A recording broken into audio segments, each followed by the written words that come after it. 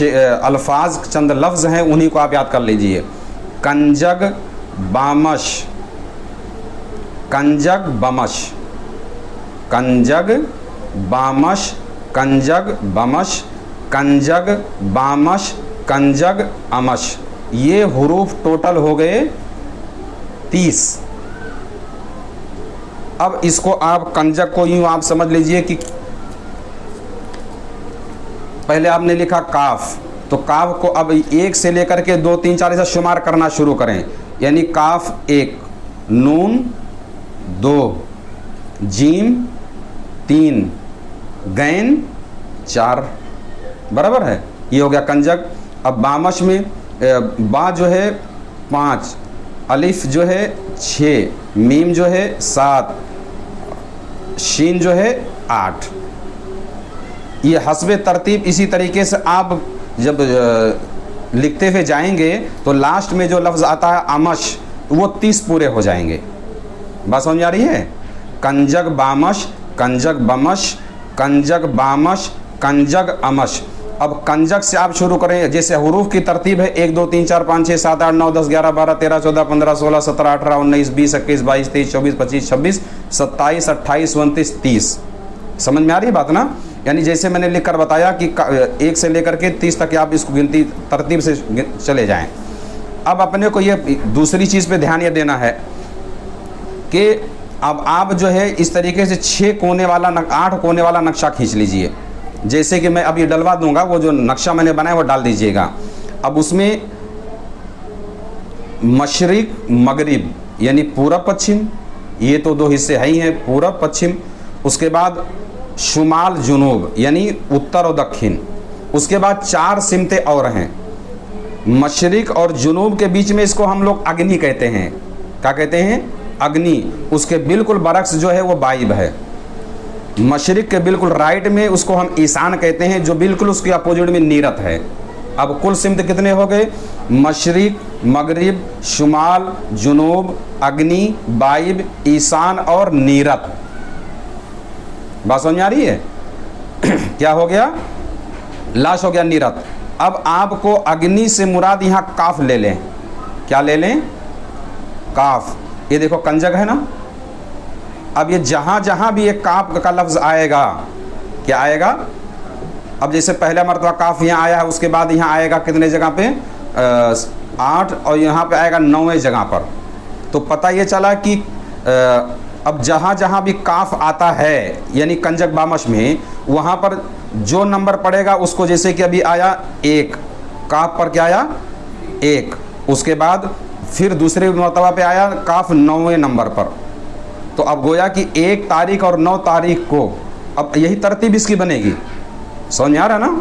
यही तरतीब बनेगी। अब आपको मैं गिन के दिखाई भी देता हूँ। कंजक बामश, कंजक बमश, कंजक।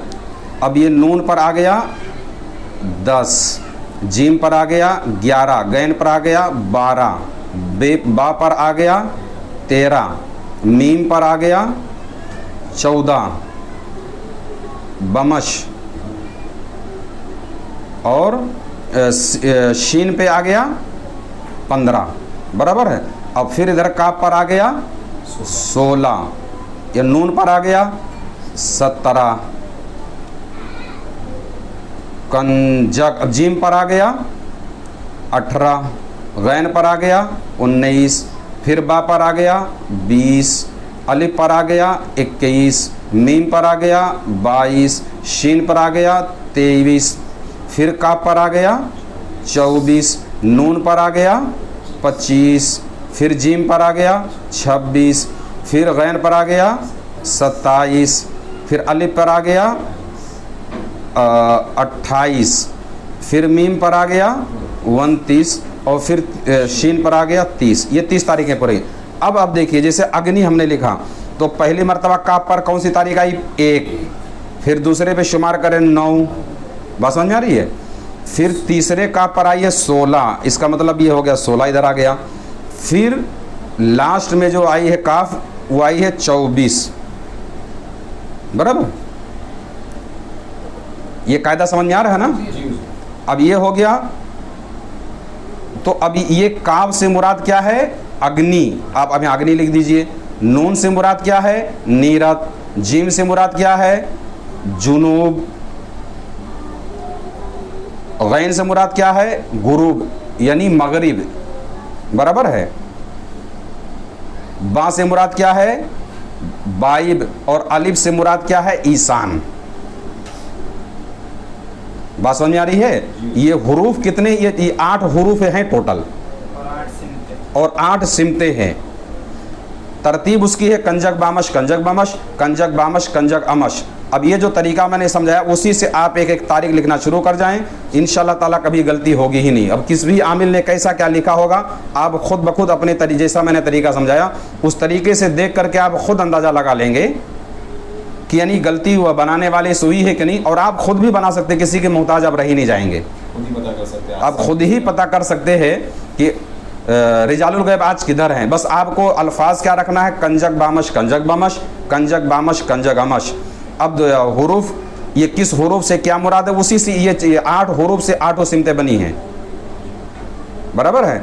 मीम से मुराद मशरिक है, काफ से मुराद अग्नि है, जीम से मुराद जुनूब है, नून से मुराद नीरत है, गैन से मुराद गुरूब यानी मगरिब की तरफ है, बा से मुराद बाइब है, शीन से मुराद शुमाल है और अलिफ से मुराद ईशान है।